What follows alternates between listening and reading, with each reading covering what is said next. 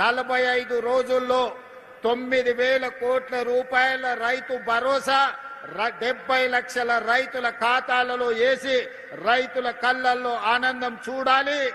ఈ ప్రగతి ప్రణాళికలో రైతుల సంక్షేమం కోసం పనిచేయాలని మా ప్రభుత్వం దీక్ష భూని ఈనాడు సిద్దిపేట జిల్లాకు వచ్చి ఈ కార్యక్రమాన్ని ప్రారంభించుకున్నాం. మిత్రులారా, నేను ఎక్కువ వివరాలు చెప్పదలుచుకోలేదు, కానీ కొన్ని వాస్తవాలను మీ ముందు ప్రస్తావించాల్సిన అవసరం ఉన్నది. 114 నెలలు చంద్రశేఖరరావు గారు పెద్దలు ముఖ్యమంత్రిగా పనిచేసింది. వారు పెట్టిన ఖర్చు సరాసరి రైతుల కోసం పెట్టిన ఖర్చు 2,533 కోట్లు ప్రతి నెల ఖర్చు పెడితే, ఈనాడు మాన ప్రభుత్వం వచ్చి 28 నెలలైతే ఈ 28 నెలల సరాసరి ప్రతి నెల 5,500 కోట్ల రూపాయలు ఈ రోజులో రైతు సంక్షేమం కోసం ఈ రోజు మన ప్రభుత్వం ఖర్చు